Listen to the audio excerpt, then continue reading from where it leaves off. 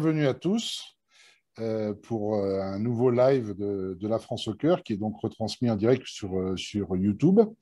Ceux qui nous assistent peuvent évidemment poser leurs questions sur le chat de la page. Le thème aujourd'hui est l'enseignement français à l'étranger, Alliance française et système Flamme. Et nous avons le plaisir de recevoir le sénateur Ronan Le Gleut. Bon, Ronan, merci beaucoup d'être avec nous. Ronan Le Gleut est sénateur des Français de l'étranger, membre du comité d'administration de l'Agence pour l'enseignement français à l'étranger, AEFE, co-rapporteur de l'étude du Sénat fin 2020 sur le rayonnement culturel de la France à l'étranger, membre de la commission des affaires étrangères, de la défense et des forces armées du Sénat, membre de l'Office parlementaire d'évaluation des choix scientifiques et technologiques, secrétaire général adjoint des Républicains en charge des relations avec les partis politiques étrangers, entre autres. Nous accueillons également Jean Larcher, merci Jean d'être avec nous, qui est fondateur d'Accor Hôtel au Brésil, président du comité de gestion du lycée Pasteur, officier de l'Ordre national de la Légion d'honneur et qui me fait l'honneur d'être le président du comité de soutien de la France au cœur. Donc, doublement merci, cela m'honore énormément, comme tu le sais. Mais je le redis parce que c'est extrêmement vrai. Nous avons le plaisir d'avoir également Pedro Antonio Gouveia Vieira Almeida e Silva, qui est avocat et qui est président de la Chambre de commerce França Brasil et directeur financier de la Fondation Pasteur. Avec nous également Xavier Noël Bouton, conseiller des Français de l'étranger de la première circonscription du Brésil et également candidat tête de liste La France au cœur pour la même circonscription. Et donc moi-même, Bertrand Dupont, qui est tête de liste pour la liste La France au cœur sur la troisième circonscription du Brésil, Sao Paulo et sud du Brésil, vice-président de l'Union des Français de l'étranger de São Paulo, Brésil, et président de l'Association des Bretons. Alors, pour commencer, j'aimerais que Ronan puisse nous faire un résumé, un panorama global de la situation de l'enseignement français à l'étranger avec les différents piliers qui la composent. Donc, Ronan, encore une fois, merci à toi, merci à vous tous d'être présents et je te laisse la parole. Merci Bertrand, Xavier, cher Jean, cher Pedro et mesdames et messieurs. Écoutez, je suis ravi d'être avec vous pour partager ce qui, depuis l'Europe, est la soirée, mais qui est l'après-midi chez vous. On va parler donc d'enseignement français à l'étranger au sens large, c'est-à-dire qu'on ne va pas se contenter de l'AEFE, mais de ce qui est l'enseignement français. Il faudra d'ailleurs distinguer ce qui est l'enseignement français, l'enseignement en français, l'enseignement du français. Parce que nous constatons souvent qu'il y a confusion sur les termes, et notamment l'AEFE, l'Agence pour l'enseignement français à l'étranger, ce n'est pas, contrairement à ce que l'on entend parfois, l'Agence pour l'enseignement du français. Ce n'est pas le cas. C'est l'enseignement français, c'est-à-dire l'enseignement à la française. Pour ce qui est de l'enseignement du français, il y a d'autres instituts, l'Institut français, les Alliances françaises, qui enseignent la langue française. Et donc, vous voyez, il faut vraiment distinguer l'enseignement français de l'enseignement du français. Ça, c'est un premier point d'introduction. Donc, il y a plusieurs éléments. Il y a le vaisseau amiral qui est l'AEFE, l'Agence pour l'enseignement français à l'étranger, qui est une agence considérable qui regroupe plus de 500 écoles, collèges, lycées à travers le monde, depuis l'école maternelle jusqu'au baccalauréat. Et puis, le rôle fondamental des alliances françaises, des instituts français, comme outil de la francophonie, comme diffusion de la langue française. Mais il y a aussi, il ne faut pas l'oublier, le CNED, les cours à distance. Et quand un enfant tout simplement n'a pas accès à un lycée français, puisque nous n'avons pas de lycée français dans partout où il y a des communautés françaises, évidemment, le CNED peut être une solution. Et puis enfin, encore un élément, c'est ce que l'on appelle les écoles flammes, qu'on appelle souvent les écoles du samedi, c'est-à-dire que l'enfant est scolarisé localement, dans une école locale, publique ou privée locale, et pour que le français ne soit pas perdu alors qu'on habite hors de France, et ça évidemment c'est particulièrement vrai quand on n'est pas dans un pays francophone, bien sûr, il y a ces écoles du samedi. Donc vous voyez, il y a tout un panel de l'action de la France qui est une action à la fois liée à l'action de l'État, mais pas seulement. Parce que les alliances françaises, elles sont privées. Et le soutien de l'État, d'ailleurs, est assez faible pour les alliances françaises. Et donc, vous voyez, et puis quand on parle de l'AEFE, des écoles, collèges et lycées français, les parents payent une part tout à fait considérable de la scolarité. Donc, en réalité, cette action de la France à l'étranger, c'est une action à la fois de l'État, mais c'est aussi une action de bénévoles, de privés, et c'est cette action cumulée qui fait que vraiment, quand on parle d'enseignement français à l'étranger ou d'enseignement du français à l'étranger, il y a vraiment dans le cœur de tous ceux qui sont en action pour cela, la volonté de faire rayonner la France. Je crois que ça, c'est vraiment ce qui met en commun toutes ces actions-là, c'est cette volonté de faire rayonner la France. Il y a dans le cœur de chaque Français à l'étranger l'envie que la France rayonne parce que nous avons tous en nous, les Français, l'idée que le message que nous portons, les valeurs que nous portons, ne sont pas simplement les valeurs de l'Hexagone, mais qu'elles ont une portée universelle. Et c'est quelque chose qui nous distingue de beaucoup de nations et qui d'ailleurs est perçu comme cela par les autres nations dans le monde. On attend aussi de la France qu'elle porte un message singulier qui est le sien et pas simplement qu'elle reste claquemurée en métropole et dans l'Hexagone. Ce n'est pas ni ce que souhaitent les Français, ni d'ailleurs ce que le monde attend. Et en tant que sénateur représentant les Français établis hors de France, je le vois à chacun de mes déplacements et quelle que soit la partie du monde où je peux être à la rencontre de nos compatriotes. Donc voilà, si vous voulez, dans un propos introductif. Alors, plus particulièrement sur ce que donc j'ai appelé le vaisseau amiral, l'AEFE, il y a deux éléments qui font que j'ai peut-être une certaine légitimité à en parler. Le premier, c'est que je suis rapporteur pour avis budgétaire au sein du Parlement, donc du Sénat, sur ce que l'on appelle le programme 185, qui est la diplomatie culturelle et d'influence. Ce terme de diplomatie culturelle et d'influence, c'est le terme que souvent, dans le monde anglo-saxon, on appelle soft power, et que d'ailleurs le terme de diplomatie culturelle et d'influence est beaucoup plus séduisant, je trouve, que ce résumé qui serait soft power. Mais en tout cas, voilà. Donc, et au sein de cette ligne budgétaire du crédit de l'État, on y retrouve donc l'Agence pour l'enseignement français à l'étranger, qui est dotée de 417 millions d'euros. On y retrouve les alliances françaises, les instituts français, et puis encore deux autres éléments qui sont Campus France. Alors, Campus France, c'est la promotion de la France comme destination pour y faire ses études supérieures. Et Atout France, l'agence Atout France, quant à elle, promeut la France comme destination touristique. Et donc tout cela, tous ces acteurs de l'État forment ce qu'on appelle la diplomatie culturelle et d'influence, qui est l'une des missions du Quai d'Orsay. Le Quai d'Orsay, c'est le ministère de l'Europe et des Affaires étrangères, qui en réalité donc, a trois missions. La première, évidemment, c'est la diplomatie, hein, c'est le cœur du Quai d'Orsay, du ministère des Affaires étrangères, la diplomatie, qu'elle soit bilatérale, ça c'est le rôle que joue la chancellerie et l'ambassadeur dans un pays, dans la relation bilatérale, par exemple entre la France et le Brésil. Mais la diplomatie, ce n'est pas que le bilatéral, c'est aussi ce que l'on appelle le multilatéral, donc évidemment ça c'est l'ONU, et puis dans le langage des diplomates, on parle aussi d'une notion qui n'est pas connue du grand public, qu'on appelle le minilatéral. Le minilatéral, en réalité, c'est quand on est un petit groupe de pays. Il y a beaucoup d'organisations où, en fait, il y a 6, 7 pays, 8 pays, 10 pays. Et non pas, donc c'est une organisation de la diplomatie entre le bilatéral et le multilatéral. Et donc tout ça, évidemment, c'est la mission principale du Quai d'Orsay, du ministère des Affaires étrangères. La deuxième mission, c'est le service aux communautés françaises, c'est ce qu'on appelle en réalité les affaires consulaires, hein, les Français de l'étranger, les affaires consulaires. Et la troisième, c'est ce soft power, c'est cette diplomatie culturelle et d'influence. Alors, l'Agence pour l'enseignement français à l'étranger, en réalité, elle est très diverse. Les écoles, collèges et lycées français dans le monde ont des statuts différents. Ils ont tous un statut commun qui est ce qu'on appelle l'homologation AEFE, et qui a une conséquence, un point commun de tous les établissements homologués, c'est que quand un enfant français est scolarisé dans un établissement homologué par l'AEFE, les parents,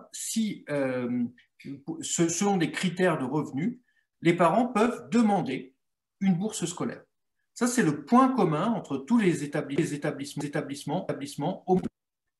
Possibilité selon des critères de revenus, de demander des bourses scolaires. Et il faut savoir que ces bourses scolaires sont déterminées par une commission locale qui se tient au consulat ou à l'ambassade, à travers vos élus locaux, que l'on appelait au départ en 2014 les conseillers consulaires, que l'on appelle désormais les conseillers des Français de l'étranger, qui siègent donc dans ces commissions et qui allouent ce que l'on appelle une quotité de bourse scolaire, c'est-à-dire un pourcentage des frais de scolarité qui va être pris en charge par l'État. Et ces bourses scolaires sont dans le budget 2021 d'un montant de 105 millions d'euros, malheureusement en baisse, puisque je rappelle que quand le gouvernement actuel est arrivé au pouvoir, le montant des bourses scolaires était de 110 millions d'euros.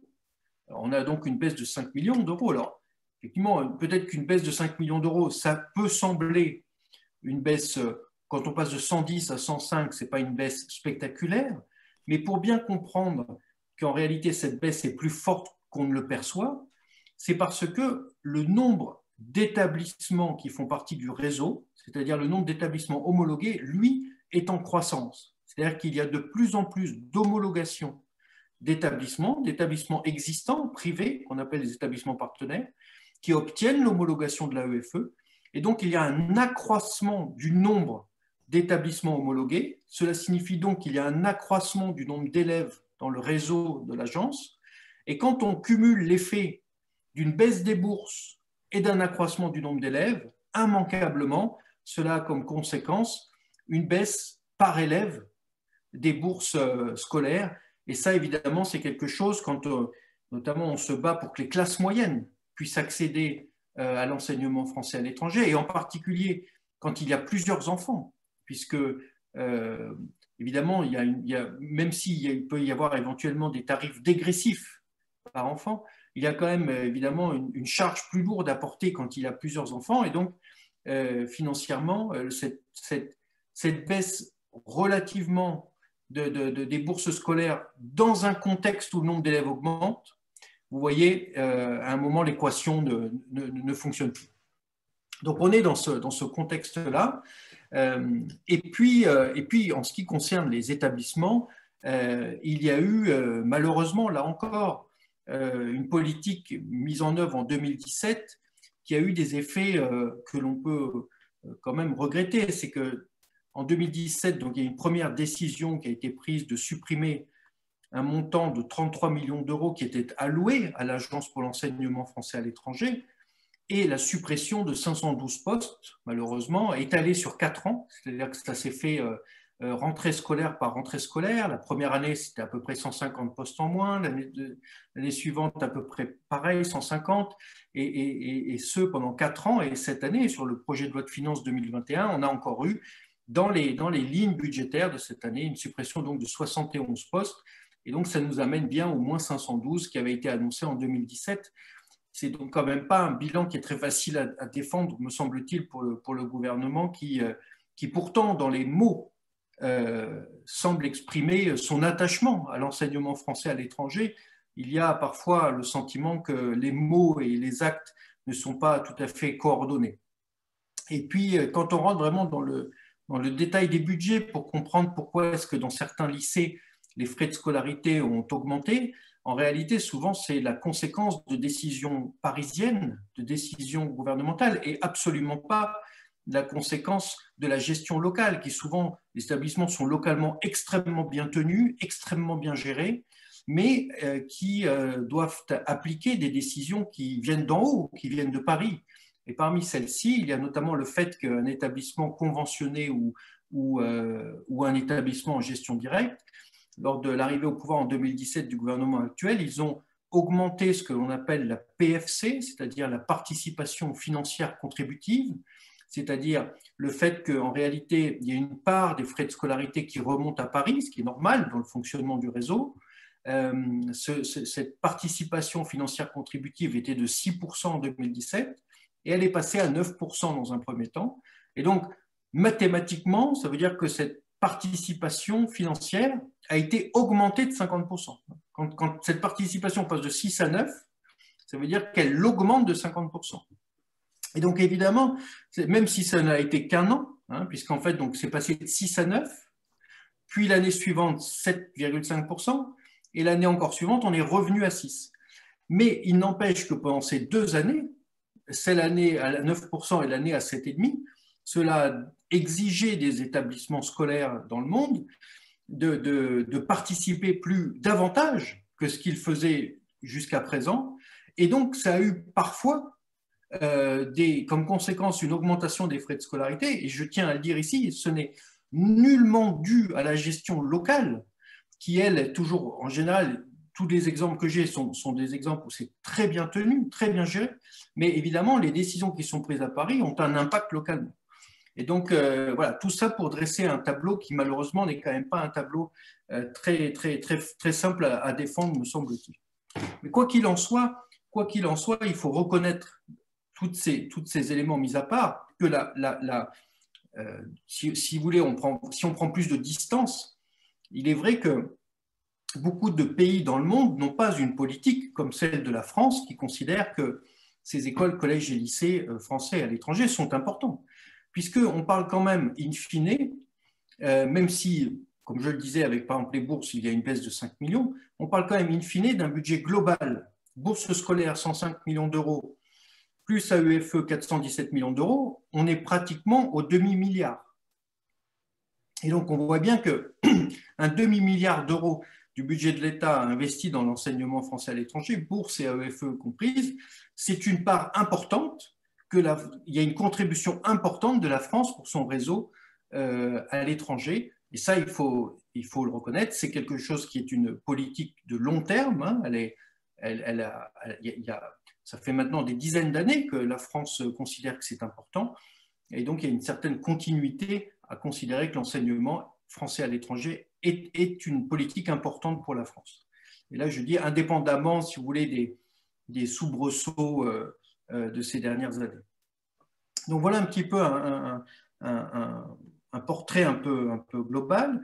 Et puis, il est important également de rappeler que quand un établissement souhaite, par exemple, s'agrandir, il souhaite emprunter pour faire un investissement immobilier, il existait jusqu'à présent un dispositif qui a fait ses preuves, qui s'appelait l'ANEF, et qui a permis un encours de 350 millions d'euros d'investissement pour faire accroître les établissements, notamment quand il y a des listes d'attente. Vous savez qu'il y a beaucoup d'écoles, collèges, lycées français à l'étranger qui sont d'une certaine manière victimes de leur succès et qui ne peuvent pas accueillir tous les élèves qui le souhaitent parce que tout simplement l'établissement a une réputation qui fait qu'il y a une liste d'attente. Et donc parfois, il est possible, vraiment ça dépend de la géographie, de l'emplacement, mais il arrive parfois, et puis de la taille de la cour de récréation, enfin il y a plusieurs éléments, mais parfois il arrive qu'il est possible de s'étendre et d'investir par exemple pour créer des classes supplémentaires. Et dans ce cas-là, le rôle que jouait l'ANEF était un rôle d'accompagnement des lycées français pour permettre d'obtenir la garantie de l'État dans l'obtention de ce crédit. Et cette garantie de l'État était de 100%. Et dans un dispositif d'accompagnement assez flexible en termes administratifs. Malheureusement, depuis 2 ans et demi, ce système a été bloqué et des établissements qui souhaitaient investir ou rééchelonner leurs dettes, comme par exemple le lycée français de Lomé au Togo ou le lycée Winston Churchill à Londres, qui souhaitaient un rééchelonnement, c'est-à-dire un allongement de leurs dettes pour diverses raisons. Ça peut par exemple être le fait qu'il y ait un peu moins d'élèves. Bon. Eh bien, c'était bloqué pendant 2 ans et demi. Alors maintenant, une solution donc, est trouvée qui est un peu moins favorable, qui reste favorable dans l'ensemble puisqu'il y a toujours une garantie de l'État et cette garantie de l'État est un vrai plus, hein, c'est un atout considérable pour les établissements, mais elle est un peu moins favorable. La garantie de l'État ne sera plus de 100%, mais selon les cas, soit de 90%, soit de 80%. Ça reste très bien, hein, mais c'est un peu moins favorable. Le coût sera très légèrement supérieur et puis surtout, on va avoir quand même un peu plus une suradministration par rapport à la solution que nous avions avec l'ANEF. Et ça, c'est un peu regrettable. Finalement, l'ANEF avait quand même donné beaucoup de satisfaction, ce qui en prouve l'encours qu'elle gère de 350 millions d'euros. Voilà, et puis dans l'enseignement, cette fois-ci, mais du français, hein, pas l'enseignement à la française, mais l'enseignement du français, il est important de saluer, en particulier en Amérique latine, le rôle extraordinaire et exemplaire pour le monde entier. Vraiment, l'Amérique latine est l'endroit de la planète où les alliances françaises font rayonner la langue française comme nulle part ailleurs. Le seul autre pays qui est un sous-continent et qui essaye de faire aussi bien que l'Amérique latine, c'est l'Inde, où effectivement on a des alliances françaises magnifiques comme à New Delhi par exemple. Mais de manière générale, l'Amérique latine est vraiment l'endroit de la planète où les alliances françaises sont les plus spectaculaires. Elles sont magnifiques, les alliances françaises d'Amérique latine. Et ça, je crois que c'est une grande fierté dans le réseau des alliances françaises. Il y a 840 alliances françaises dans le monde. Et l'Amérique latine est le fer de lance de ce réseau de 840 alliances françaises dans le monde. Et ces alliances françaises sont donc privées, elles sont très légèrement aidées par l'État et elles font vraiment rayonner la langue française à travers la planète. Et puis il y a les instituts français qui eux aussi peuvent donner des cours de langue, mais qui ont aussi vocation à diffuser cette fois-ci la culture, parce que parfois pour apprendre la langue, il faut avoir le goût d'apprendre la langue. Et pour apprendre la langue, il y a plusieurs facteurs pour avoir le goût.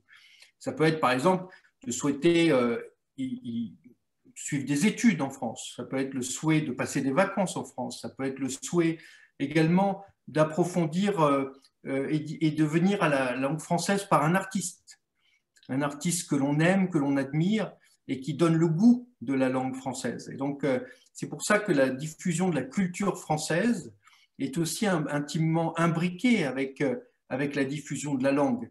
Tout ceci forme un tout. Et puis enfin, un mot sur les écoles flammes qui, elles, sont surtout très développées aux États-Unis, en Grande-Bretagne, en Israël, et puis dans un certain nombre d'autres pays, mais j'ai envie de dire là encore, les trois pays fer de lance de ce qu'on appelle les écoles du samedi, c'est la Grande-Bretagne. Il y a une organisation qui s'appelle Parapluie Flamme, qui est très bien organisée. Il y a Flamme USA, qui marche très bien, Flamme Israël, qui sont vraiment des exemples et qui, à mon avis, sont des exemples à suivre, dont on peut s'inspirer. L'idée des écoles flammes est la suivante. Dans beaucoup d'endroits, en fait, les enfants français ne sont pas scolarisés dans les écoles françaises, soit parce que le lycée français le plus proche est à 500 km. On n'a pas un réseau d'une telle densité qu'on est à côté d'un lycée. Et puis il n'y a pas toujours d'internat. Hein, là encore, ce n'est pas toujours possible de trouver une solution. Donc, souvent, donc, les enfants sont scolarisés localement dans une école de la commune où habitent les parents. Et ce qui peut, souvent ce que l'on constate, c'est qu'en vivant à l'étranger, il est difficile de réussir à transmettre la langue.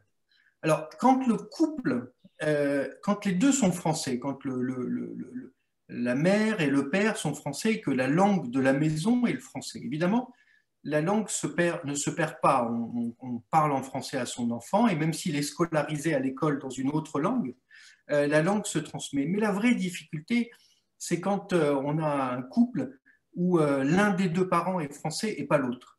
Et dans ce cas-là, l'enfant va vraiment être dans un environnement où en fait le français sera une langue assez mineure dans son environnement et on va sentir la difficulté à apprendre le français.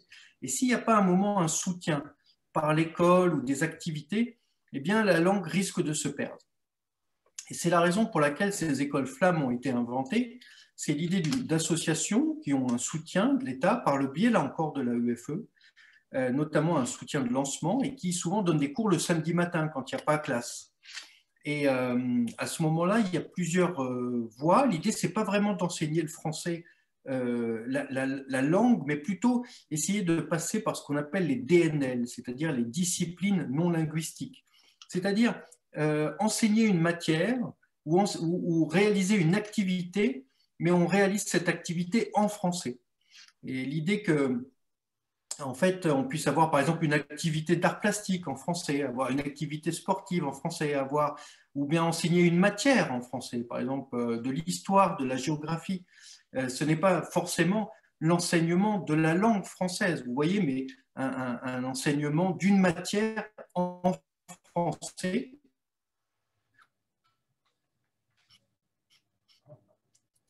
Et que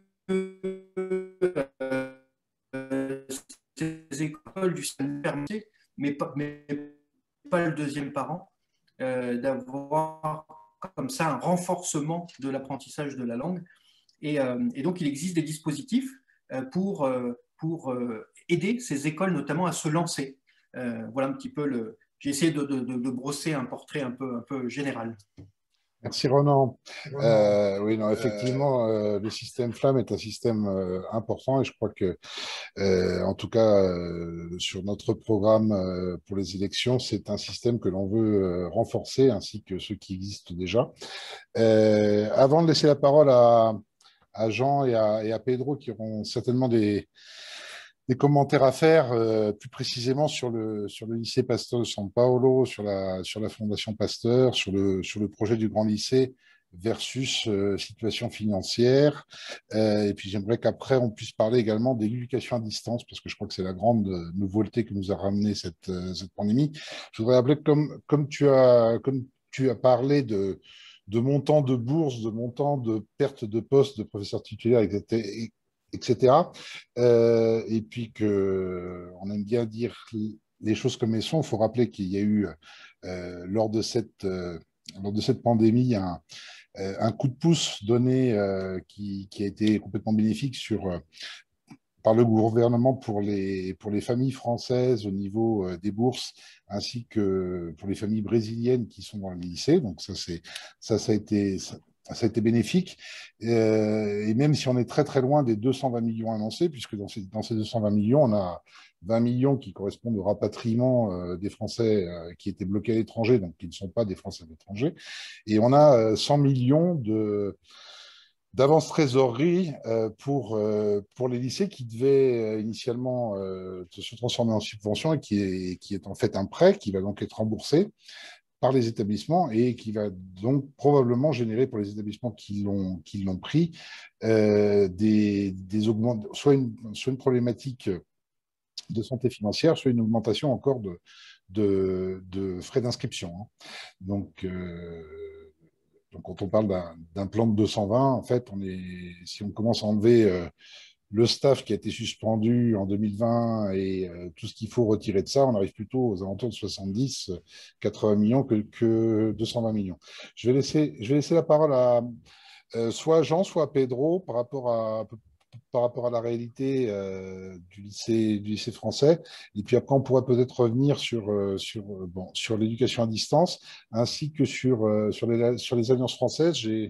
J'ai vu que sur notre live sur YouTube, nous avons Alain Tissier, bonjour Alain, de Curitiba, qui nous informait que l'Alliance française de Curitiba allait heureusement très bien malgré la pandémie. Donc, c'est encore une bonne nouvelle, parce que nous avons eu le conseil d'administration de l'Alliance française hier pour San Paolo. Donc, je pense que Jean et Pedro pourront en parler également. Je vous laisse la parole, Jean et Pedro. C'est à vous. Bon, moi, ok, tu prends après, Pedro, moi. L'Alliance, je ne vais pas en parler maintenant, on va en parler après. Je voudrais enchaîner tout de suite sur les propos du sénateur relatifs au vaisseau amiral, à l'AEFE, qui est, nous, à San Paulo, on a un lycée français Pasteur, et on est homologué. Donc, pour nous, l'AEFE, c'est le patron. On suit exactement les procédures de l'AEFE. Alors, j'ai des questions, mais simplement pour enchaîner sur ce qu'a dit Bertrand, c'est tout à fait regrettable que ce volume de 100 millions d'euros, qui est une avance de trésorerie, aurait dû être un subside, parce qu'on va se retrouver, cette situation de la pandémie est très difficile, gérer la trésorerie dans cette situation, c'est très dur. À San Paulo, grâce aux actions qui ont été menées, et notamment l'enseignement à distance et autres, on a réussi à ce que les familles continuent à payer leur mensualité. Ça, c'est très bien. Mais il faut reconnaître d'ailleurs qu'elles ont beaucoup de mérite, parce que quand on a des enfants à la maternelle et qu'on les a à la maison toute la journée, payer la mensualité, c'est quand même, ça fait mal au cœur. Mais donc, Le problème n'est pas là. Nous avons ici en plus un change très défavorable. Hein, l'euro a pris pratiquement presque 100% par rapport à la monnaie locale, au réal. Et donc, pour nous, ça double presque la rémunération à payer à l'AFE au titre de partie des professeurs, au titre des fameux 6%.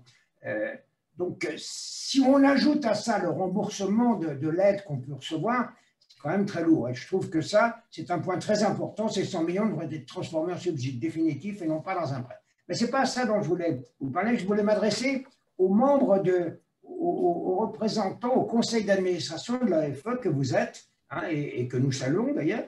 Il y a, par exemple, un certain nombre de points de procédure avec l'AFE. Nous sommes homologués, on les respecte, on fait ce qu'ils nous disent. Mais, par exemple, les normes. Alors, il y a des normes françaises, très bien, et puis il y a des normes locales. Et nous, par exemple, nous avons un établissement qui est homologué par l'AFE, donc homologué par la France, mais un établissement qui est reconnu par le ministère de l'Éducation brésilien, par le secrétaire d'éducation de l'État et secrétaire d'éducation de la municipalité. Donc nous sommes à la fois français et brésiliens. Mais les normes sont en conflit. Par exemple, les parents nous disent, et il y a eu le cas il n'y a pas très longtemps, les parents nous disent « Ah, mais en France, les écoles sont ouvertes. » Mais ici, la préfecture nous dit « Ah ben non, pendant 10 jours, les écoles sont fermées. » Alors, qu'est-ce qu'on fait? On respecte les locaux ou on respecte la partie nationale? Et les familles se divisent. Les unes sont d'un côté, les autres de l'autre, et on est dans une situation conflictuelle. Alors, je crois que la question des procédures et la question de la flexibilisation des procédures de l'AFE doit être étudiée de très près. Par exemple, j'en cite un autre exemple. C'est des exemples, hein, parce qu'il y en a des dizaines comme ça, mais le conseil d'établissement. Le conseil d'établissement est un organe qui, dans nos règles, hein, a des représentants des professeurs, des représentants des parents d'élèves, des représentants de l'administration publique, la direction exécutive de l'établissement, hein, et aussi des représentants des conseillers des Français de l'étranger. Ce conseil d'établissement, il est renouvelé chaque année. Les professeurs ont exactement 7 semaines après la rentrée de l'établissement pour élire leurs représentants. Cette année, leurs syndicats ont dit que le vote en ligne n'était pas admis. Alors, comme il n'y avait pas de vote en ligne, il fallait faire un vote présentiel. Alors, il a été marqué, mais justement, ce jour-là, l'administration locale a dit non, non, on ne peut pas faire du présentiel. Le professeur a dit non, on ne se réunit pas en présentiel. Alors, il faut faire un autre système, par correspondance. Mais alors, comme il faut 8 jours ou 10 jours pour convoquer un nouveau vote, on a perdu un temps fou. On arrive à un conseil d'établissement il y a exactement 15 jours, qui était l'ancien conseil de l'année dernière. Et les parents disent, mais vous prenez des décisions avec le conseil de l'an dernier. Donc, il y a là quelque chose. Vous voyez, ce sont des exemples, hein, simplement pour réfléchir, créer peut-être un petit comité à l'AFE qui se penche sur la question des normes et des flexibilisations et de l'adaptation au pays. Ça, c'est ce que je voulais vous raconter. J'ai d'autres questions, mais c'était ma première intervention. Je souhaite que Pedro puisse... Ou alors, vous voulez répondre d'abord, et puis Pedro s'exprime après, comme vous voulez. Oui, je peux peut-être apporter quelques éléments. Alors, bon, déjà sur l'avance France Trésor, effectivement, l'avance France Trésor a une durée de 1 an. C'est-à-dire les établissements qui ont utilisé ce moyen d'avoir une avance ont 1 an pour le rembourser. Bon. Moi, je suis d'accord avec vous. Il faut regarder au cas par cas la situation, parce qu'évidemment, quand ça a été voté, au Sénat, nous l'avons adopté en juillet 2020. Juillet 2020, on adopte au Sénat les mesures d'urgence. Bon. En juillet 2020, personne n'était capable de dire quelle serait la situation sanitaire 1 an plus tard. Et donc, l'avance France Trésor était pour une durée d'1 an et on n'avait pas de visibilité précise, bon, de ce qu'il en était. Alors, ce qui est important de savoir à ce stade, c'est que fin juin, début juillet 2021, cette année, nous allons avoir un projet de loi de finances rectificative. C'est-à-dire, comme l'année dernière, en juillet l'année dernière, on a eu ce qu'on appelle le PLFR 3, donc projet de loi de finances rectificative 3, dans lequel il y a eu les mesures pour soutenir la EFE et les parents français et étrangers à travers les bourses et le soutien aux établissements, plus le soutien, donc il y a eu tout le package avec le SOS, le secours occasionnel de solidarité, qui malheureusement n'a été consommé qu'à 10% à fin décembre 2020. Bon.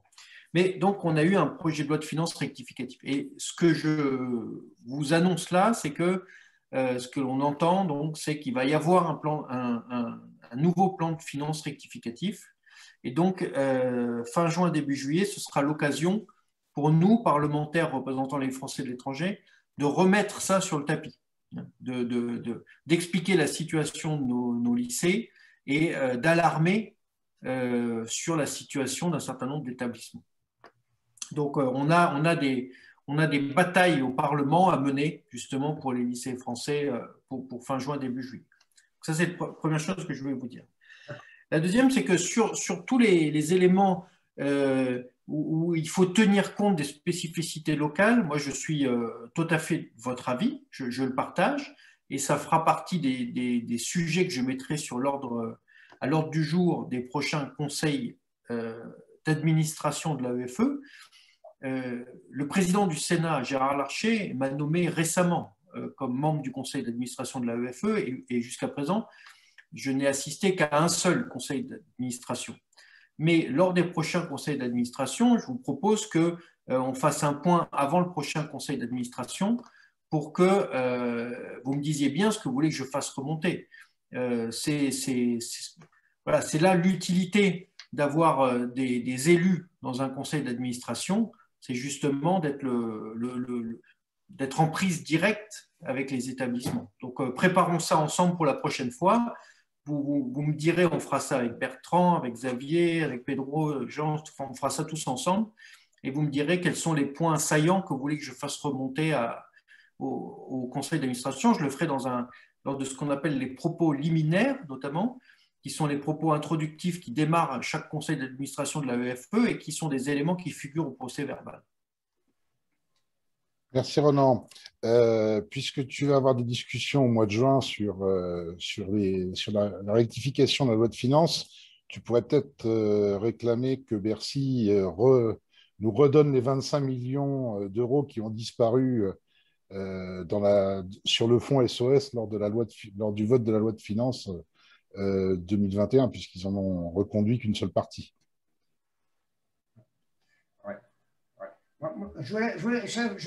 Bertrand, je voulais seulement juste rebondir sur ce que terminait le Renan, qui était le point de la présence d'élus au conseil d'administration de l'AEFE. C'est tout à fait intéressant parce que nous, là, on s'exprime en tant que Brésiliens, São Paulo, Recife, etc.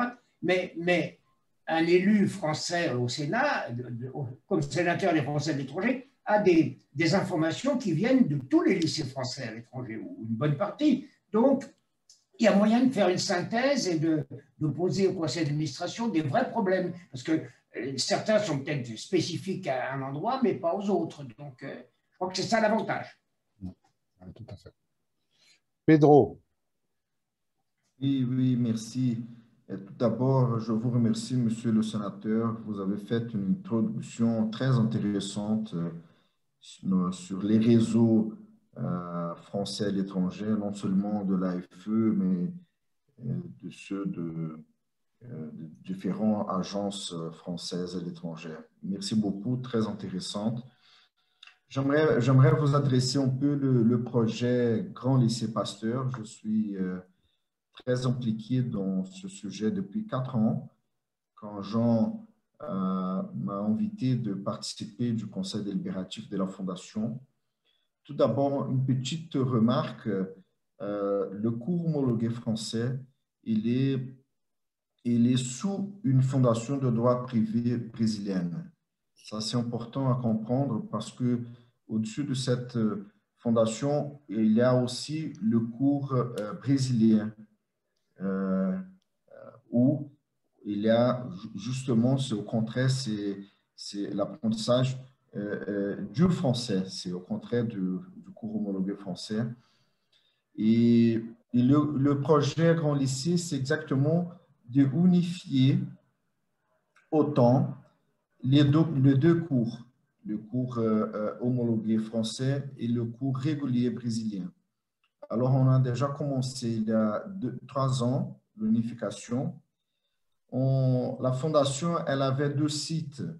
Le site Vergueiro, où il n'y avait que des élèves, des effectifs du cours homologué français, et le site Mairinki, qui c'est un bâtiment classé de plus de 100 ans, presque 100 ans de la fondation, conçu par un grand architecte brésilien pour que ce soit une école dans une architecture tout à fait européenne. C'est un bâtiment absolument magnifique.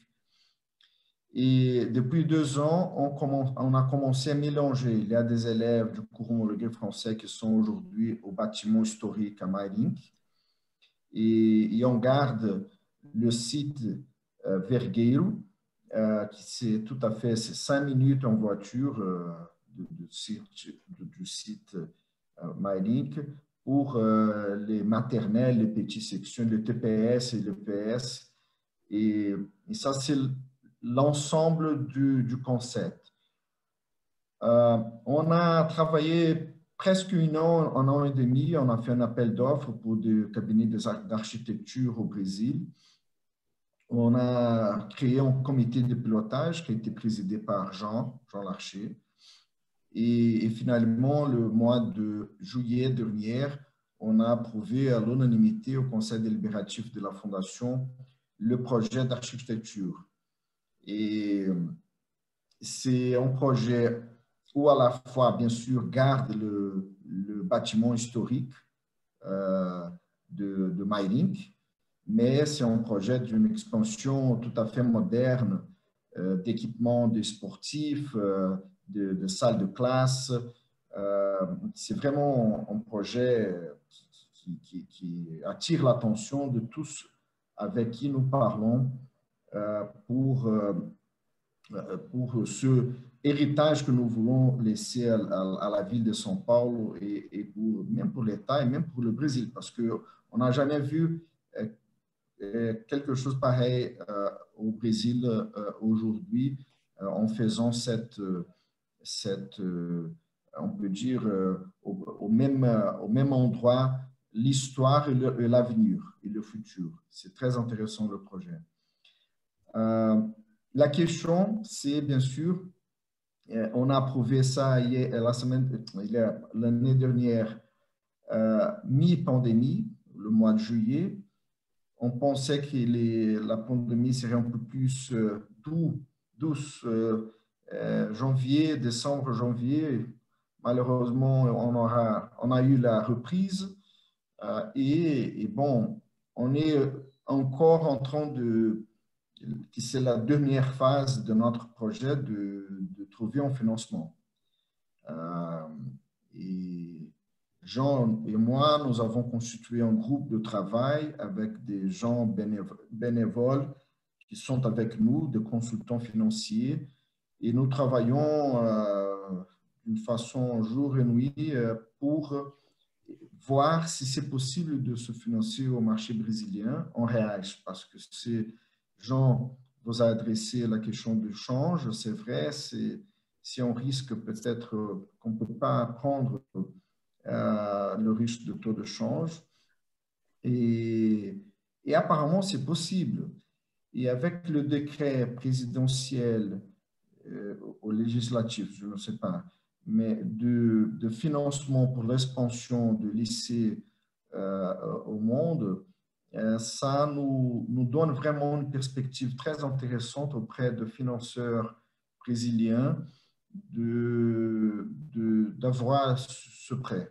Alors, aujourd'hui, nous sommes au moment de vraiment comprendre mieux le décret, parce qu'il y a des questions, par exemple, que je vous passe, monsieur le sénateur, c'est le décret, il dit qu'il faut qu'on ait un financement en prêt.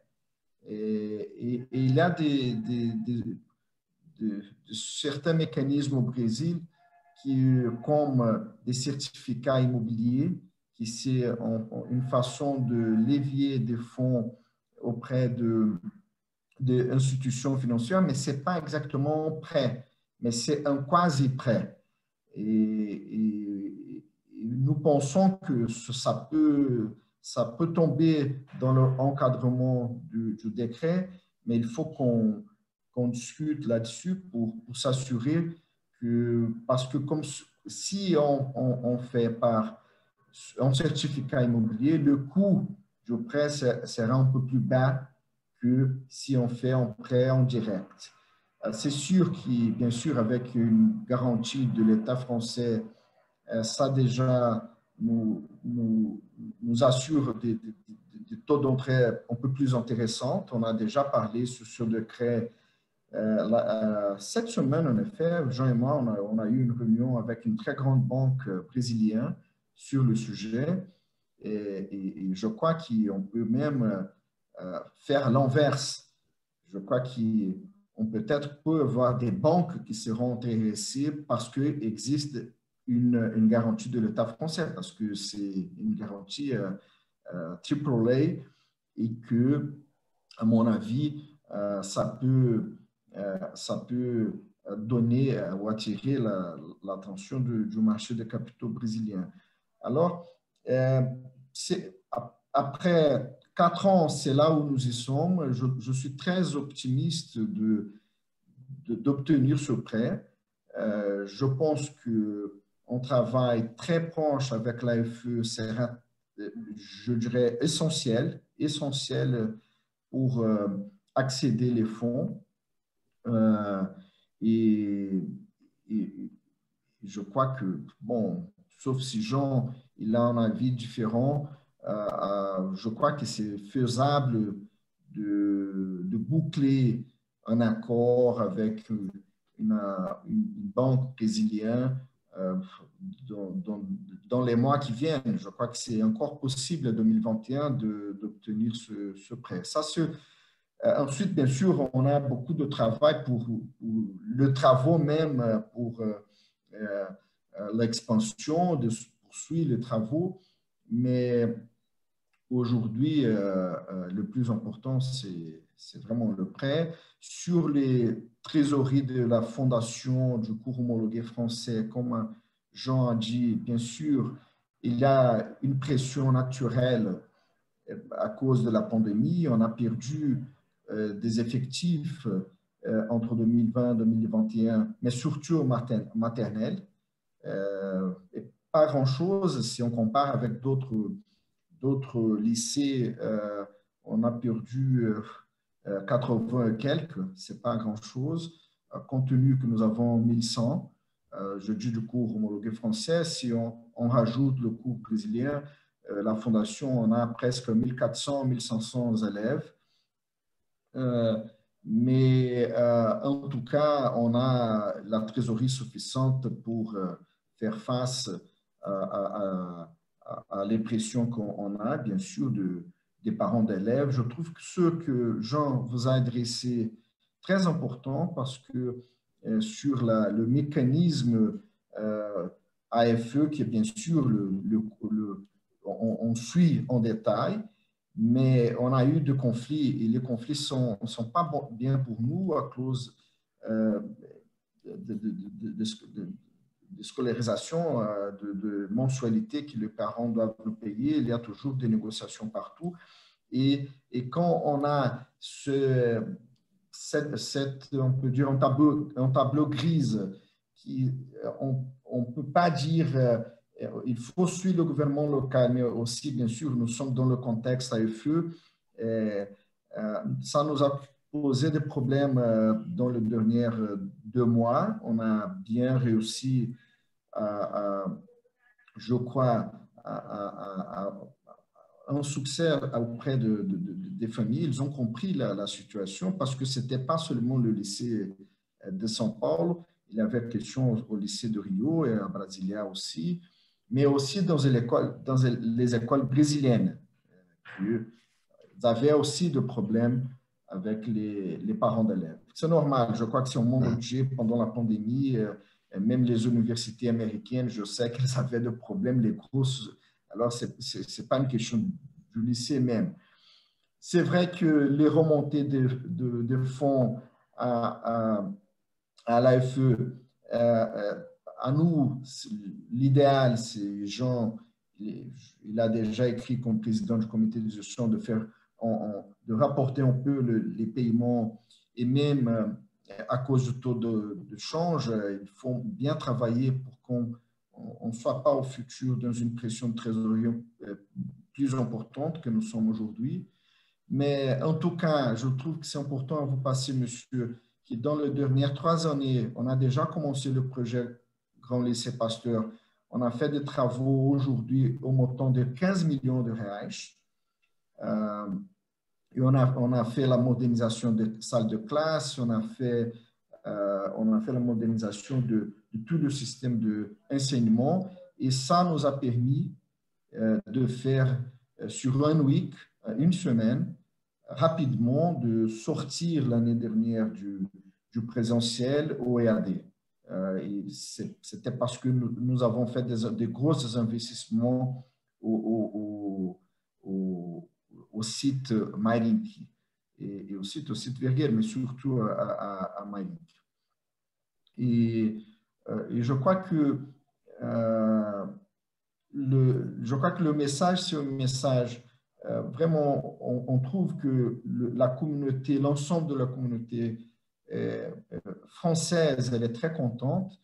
Il y a de petits conflits qu'on est en train de toujours de réussir à faire une petite équation. Mais je crois que le but aussi de ce projet, Grand Lycée, et comme Brésilien, je peux vous dire ma satisfaction d'être impliqué, c'est qu'au lycée brésilien, au lycée de São Paulo, nous avons que de 30-35 familles qui sont 100% brésiliennes. Les 65% des élèves, ce sont des familles françaises expatriées ou des familles franco-brésiliennes, des gens qui sont au Brésil depuis quelques décennies et gardent le lycée, le lien avec le lycée comme vous avez adressé aussi. Et pour garder la culture familiale, la culture avec le pays d'origine. Et on pense que c'est vachement possible d'avoir augmenté la participation de Brésiliens, des élèves brésiliens dans le nouveau lycée, dans ce lycée que nous envisageons. Et ça serait très intéressant, je trouve, pour la communauté, non seulement la communauté française, mais la communauté franco-brésilienne au Brésil, qui c'est très important.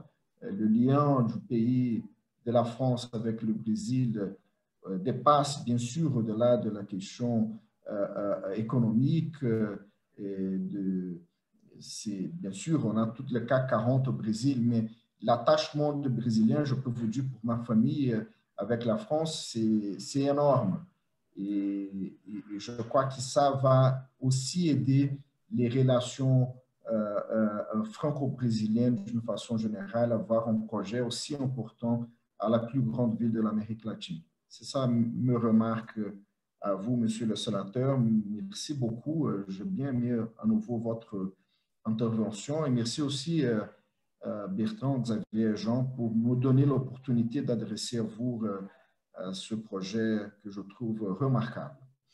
Merci beaucoup, Pedro. C'est moi qui te remercie. En tout cas, je ne sais pas si tu veux rebondir rapidement, Ronan, parce que le temps avance et il y a encore un certain nombre de sujets sur la table, dont l'EAD dont a parlé Pedro d'ailleurs.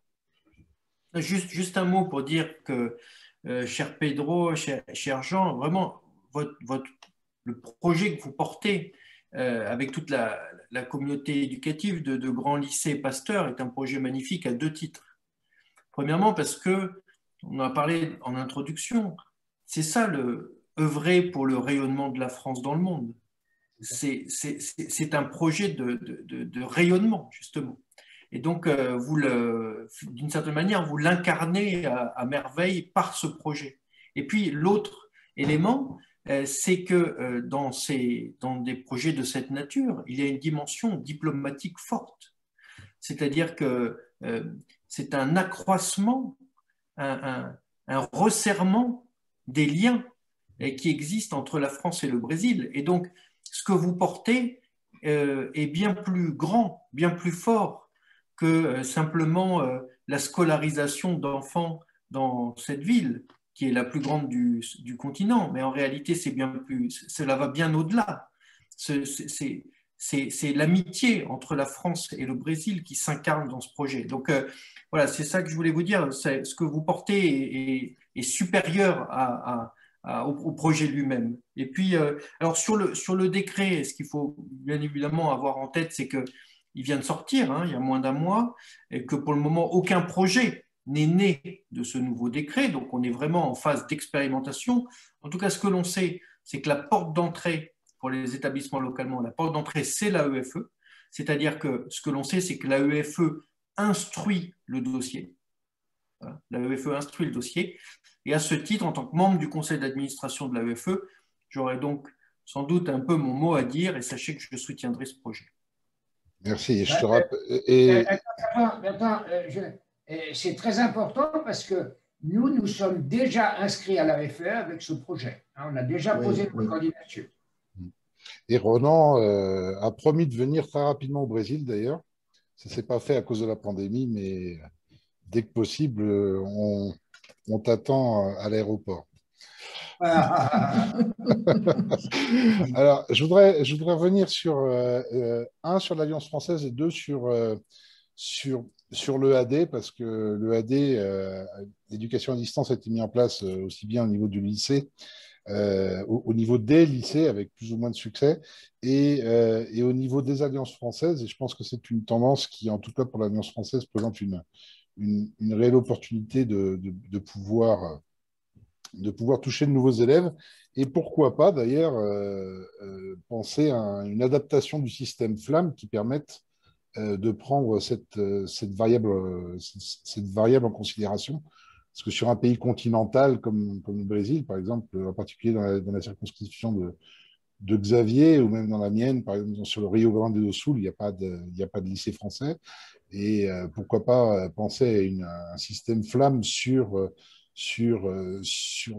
un État qui pourrait être appuyé par cette subvention de départ, qui est une subvention qui est quand même assez conséquente et qui est sur 5 ans. Donc, c'est un vrai intérêt, quoi.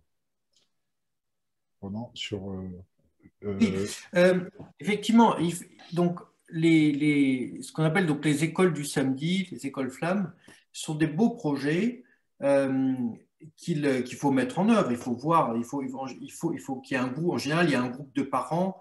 Souvent, les écoles flammes naissent de parents qui voient bien la difficulté de transmettre la langue française dans un environnement où, voilà, en particulier quand les deux, comme je le disais en introduction, quand le père et la mère ne sont pas tous les deux français et que le français n'est pas la langue de la maison, c'est-à-dire la langue des repas partagés ensemble, etc.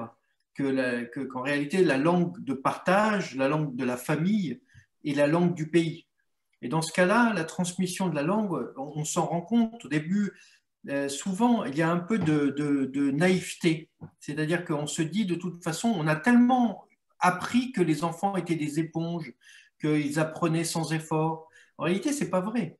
La transmission d'une langue maternelle, souvent d'ailleurs, c'est plus difficile pour le papa. Hein, quand c'est le papa qui est français, s'il est absent de la maison à cause d'horaires de travail, etc., il a du mal à transmettre la langue uniquement un peu le week-end. Et puis, donc, en réalité, on se rend compte dans la pratique, dans les faits, que la transmission de la langue, c'est pas quelque chose de simple, c'est assez difficile. Et même si les enfants sont des éponges, en réalité, la transmission de langue, c'est compliqué.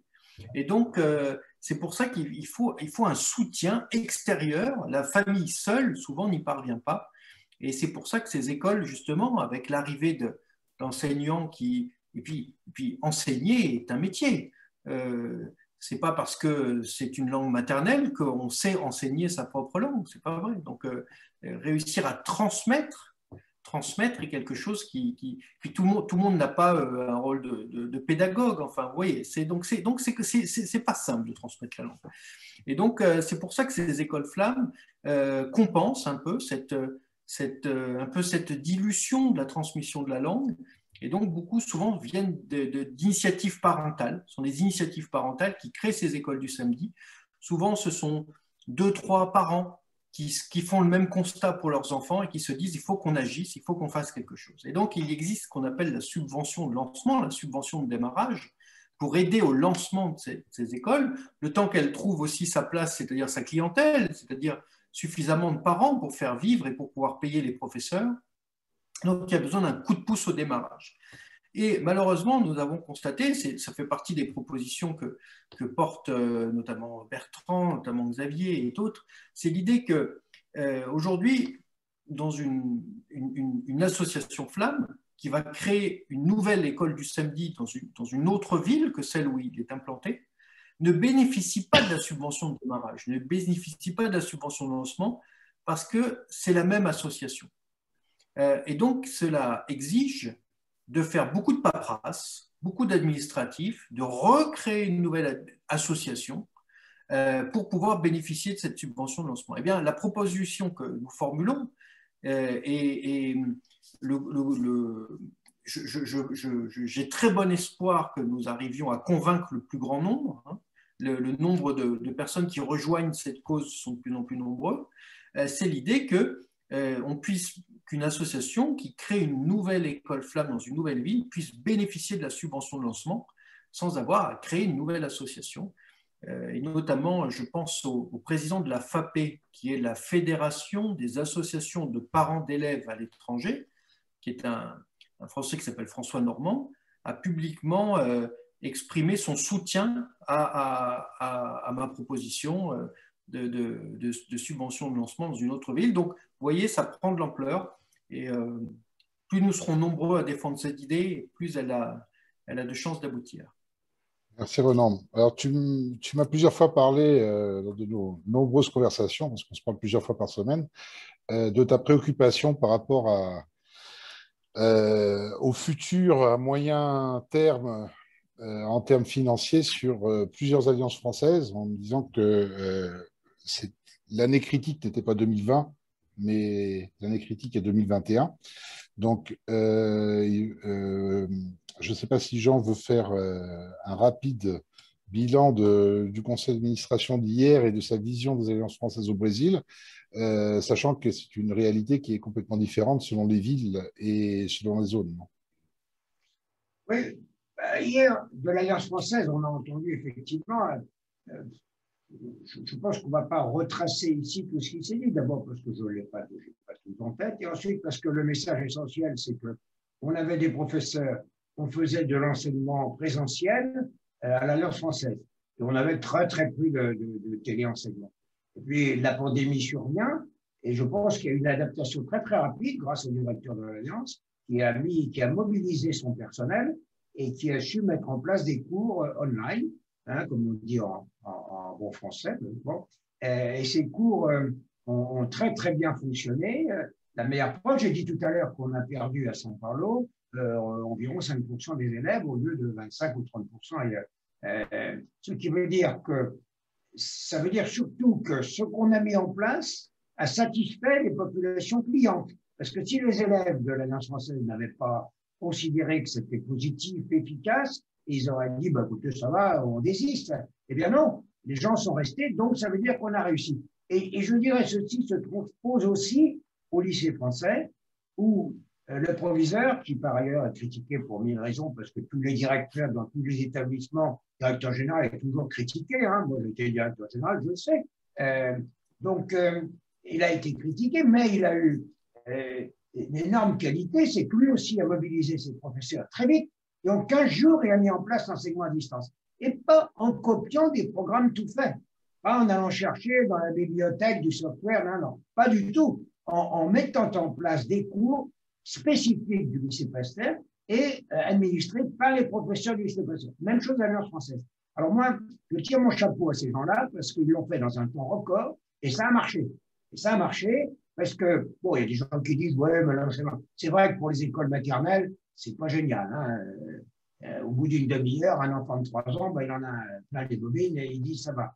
Mais par contre, à partir de 10 ans, 11 ans et jusqu'à l'université, bon, les étudiants, bon, bah, ils regrettent un peu le manque de socialisation, le manque de convivialité avec leurs camarades, mais ils suivent leurs cours et je pense qu'ils ne perdent pas trop par rapport au programme. Hein, donc voilà ce que je peux dire et personnellement, je félicite tant le directeur de l'Alliance que celui du lycée pour ce magnifique travail. Ronan, si tu veux t'exprimer sur l'éducation à distance. Non, mais sur les alliances françaises, donc comme je suis donc rapporteur pour avis budgétaire sur la diplomatie culturelle d'influence, donc dans mon avis budgétaire de novembre 2020 donc c'est l'avis budgétaire sur le projet de loi de finances 2021, c'est-à-dire les crédits de l'État 2021. Donc j'ai noté la stabilité, donc pas un centime de moins, pas un centime de plus, de la dotation de l'État français aux alliances françaises. Or, toutes les auditions que nous avons menées convergeaient vers la même analyse, qui était la suivante. 2020 a été l'année où les alliances françaises ont tapé dans les réserves. C'est-à-dire que leur fonds de roulement et les règles prudentielles font qu'ils ont tout simplement diminué, ils ont utilisé leurs réserves. Et donc, ce qui s'est passé, c'est que fin 2020, nous n'avons pas constaté de fermeture définitive d'alliances françaises dans le réseau, de ces 840 dans le monde, parce qu'il y avait des réserves. Mais évidemment, l'alerte que nous avons exprimée, nous sommes deux co-rapporteurs, c'est de dire que l'année de tous les dangers n'était finalement pas 2020, mais 2021. C'est-à-dire que si la crise perdure, maintenant que les réserves ont été entamées, on arrive vraiment dans la zone à risque. Donc c'est ça que nous avons exprimé dans notre rapport budgétaire. Et je pense que là encore, il faudra être très vigilant sur de potentielles fermetures et comme nous l'avons dit sur l'enseignement préalablement, il faudra être vigilant au moment du projet de loi de finances rectificatif pour aller batailler pour ne pas oublier justement la diplomatie culturelle et d'influence ne soit pas un plan oublié de loi de finances rectificative. C'est pas ce que je vous dis là. Ce que je vous dis là sont des batailles. Hein, c'est pas. Comprenez-moi bien. Je ne sais absolument pas à ce stade quelle sera la décision finale et le résultat de la bataille. Ça fait partie des combats de la joute en démocratie, c'est d'aller convaincre. Mais voilà. En tout cas, la bataille, on va la mener, ça c'est sûr. Xavier, tu veux dire quelque chose? Il faut que tu ouvres ton micro. Hein. Je veux simplement dire solennellement à Pedro, je me permets de vous appeler par votre prénom, et à Jean, que j'aime beaucoup, que moi, de mon Nord-Est, je réside à Récif, je regarde le projet du lycée avec beaucoup d'envie parce que moi j'ai été interrogé surtout au début de mon mandat, dans les années 2014-2015, par des gamins qui sortaient d'une petite école qui est un petit bijou dont je reparlerai ultérieurement dans d'autres circonstances, qui est un genre flamme un peu. C'est une chose qui plairait beaucoup à Ronan. Ce sont deux dames qui se sont trouvées résidentes à Natal avec des enfants et se disant mais on arrive de France, il va falloir quand même qu'on trouve un moyen pour maintenir la francophonie au sein de la famille et en même temps bien les faire avaler ces programmes scolaires qui sont malgré tout, on peut en parler pendant des heures, extrêmement nécessaire. Et j'ai eu beaucoup de gamins qui sont venus me voir en me disant « Est-ce que vous pouvez m'aider à trouver une association ?» Les gens s'orientaient vers quelque chose d'un peu religieux comme organisation pour faire dormir ma fille ou mon fils pendant un certain temps à São Paulo ou à Rio, de sorte qu'ils puissent continuer à faire ses études après donc être sortis de l'école primaire de Natal, pour continuer ses études selon les programmes français d'abord et dans la langue de Molière. Eh bien, j'ai cherché avec beaucoup de patience et d'organisation, et je n'ai pas trouvé. Je dois dire qu'en 2019, j'ai été reçu pour visiter avec un confrère du sénateur Le Gleut, qui s'appelle Christophe Frassa. J'ai été reçu dans le lycée, je ne me souviens plus comment vous l'avez appelé, l'ex-lycée franco-brésilien, et on nous a exposé le projet, et je dois dire que de ma petite province, je me suis dit, tiens, d'abord, ils ne sont pas bêtes, ces gens-là, à São Paulo, et ensuite de tout, j'ai pensé aux petits jeunes.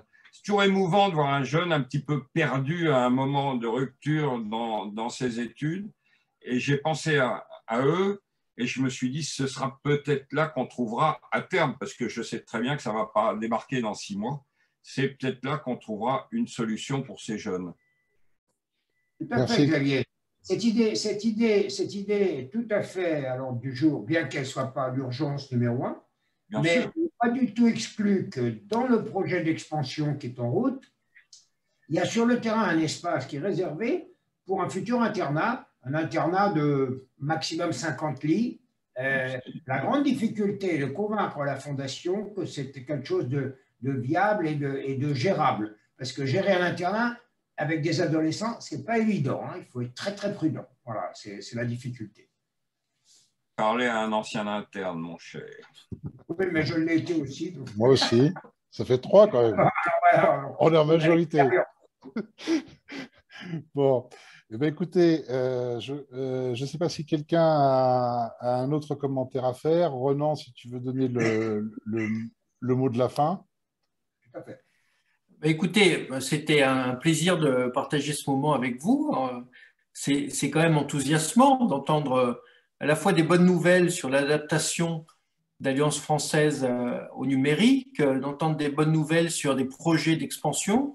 Enfin, tout ça est quand même très réjouissant dans un contexte qui, lui, est morose, un contexte qui est quand même angoissant pour beaucoup, d'avoir cette énergie, cette envie de faire, cette envie d'agir et de progresser. Je crois que c'est finalement un état d'esprit combatif, et c'est ce qui fait vraiment plaisir à voir.